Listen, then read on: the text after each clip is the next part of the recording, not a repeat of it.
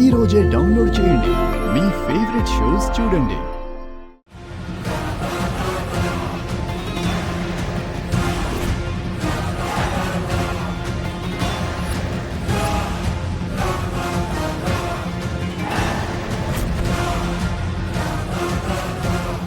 చెప్పేది మీకే వినపడుతుందా?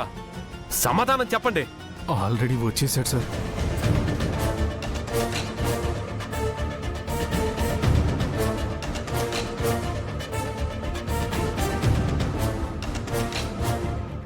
ఏంటి, మమ్మల్ని కొట్టడానికి వచ్చావా?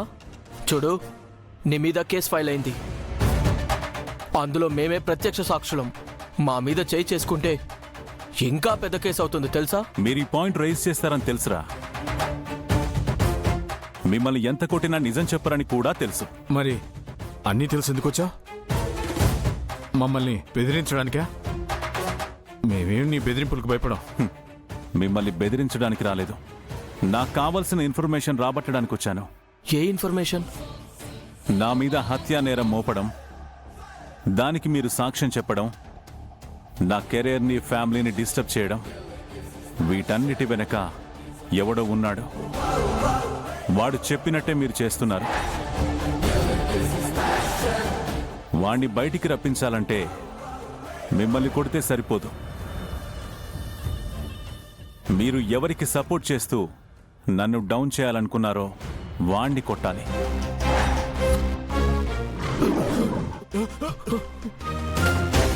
అర్థం కాలేదా? మీ టీం లీడర్, అదే నా పంచ్ పవర్కి కోమాలోకి వెళ్ళాడే సూర్య, ఎక్కడున్నాడో. సూర్యనా? మాకేం తెలుసు? తెలీదా? టీమే లేనప్పుడు టీమ్మేట్తో మాకేం పని?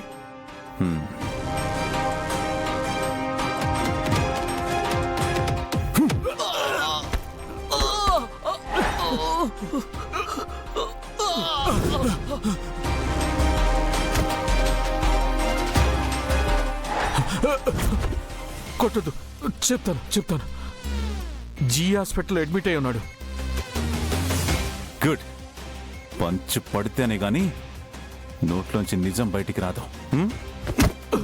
పదండ్రా.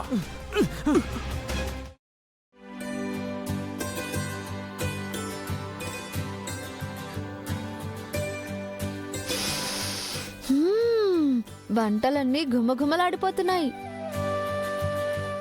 మీరెన్ని వంటలు ఎందుకు చేస్తున్నారో నాకు తెలుసు.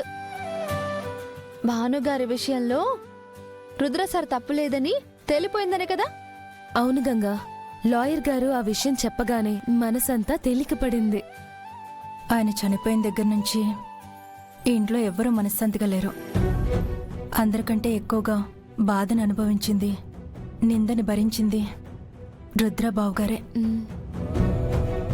ఈరోజు బావుగారి మీద పడిన నింద అబద్ధమని తేలింది. త్వరలోనే అత్తయ్య గారు కూడా బావుగారిని క్షమించేస్తారు. అవును, నిజంగానే ఇంటికి పండగ ఇప్పుడొస్తుంది. హా, ఇలాంటి పండుగలు ఇంకా ముందు ముందు చాలా వస్తాయి. ఇప్పుడు రుద్రగారి తప్పు లేదని తేలిపోయినట్టే రేపో మాపో మత్తు పదార్థాల కేసులో కూడా రుద్ర సార్ తప్పు చేయలేదని తేలిపోతుంది. దాంతో సార్ కెరీరింగు మళ్ళీ కొత్తగా మొదలవుతుంది. అలాగే వద్దనుకున్న వాళ్ళు కూడా తిరిగొస్తారు. వద్దనుకున్న వాళ్ళ? ఎవరు? స్పాన్సర్స్ అనుకుంటా ప్రీతి.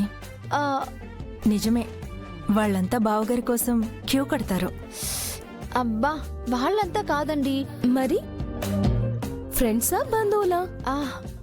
ఫ్యామిలీ మ్యాటరో గేమింగ్ మ్యాటరో కాదండి, లవ్ మ్యాటరు. సార్తో పెళ్లి ఫిక్స్ అయ్యాక వద్దనుకుని వెళ్ళిపోయారు కదా. ఓ, పారునా?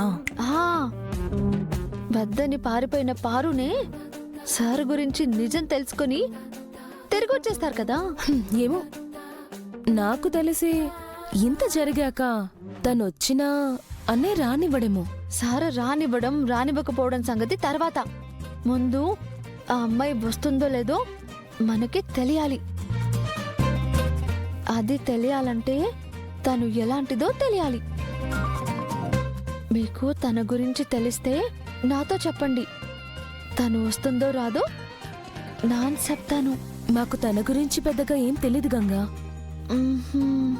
అన్నయ్య ప్రేమించాడు, మేమంతా సరే అన్నాం అంతే.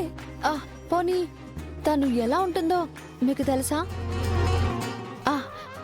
అంటే చూడ్డానికి అందంగా, నాలో సగమైనా ఉంటుందా? ఏంటి?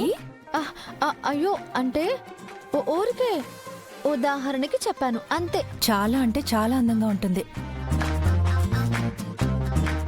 మేం కూడా ఫోటోలోనే చూసాం. చూసి కూడా చాలా రోజులైపోయింది. రుద్రన్నయ్య సెలక్షన్ అంటే ఆ మాత్రం ఉంటుంది. అప్సరస్ అనుకో. కొత్తిమీర కట్టం కాదు. ఏమన్నావు? ఏం లేదు. తన గురించి పూర్తి వివరాలు తెలియాలంటే ఎలాగా అని ఆలోచిస్తున్నాను. వెళ్ళి రుద్రన్నయ్యని అడుగు.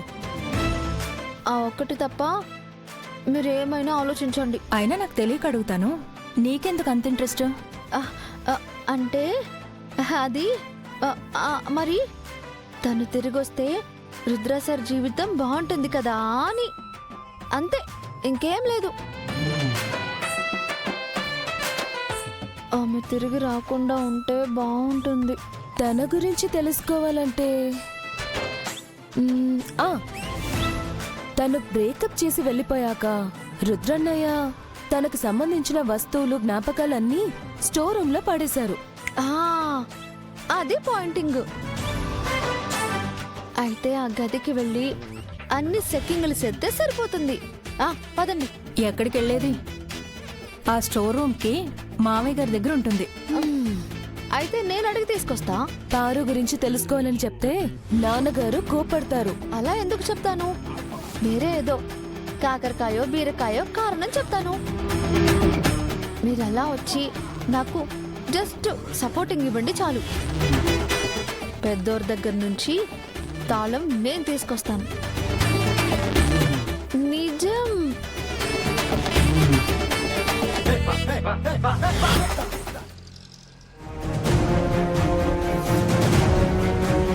ఈ గదే. ఈ గదిలోనే ఉన్నాడు.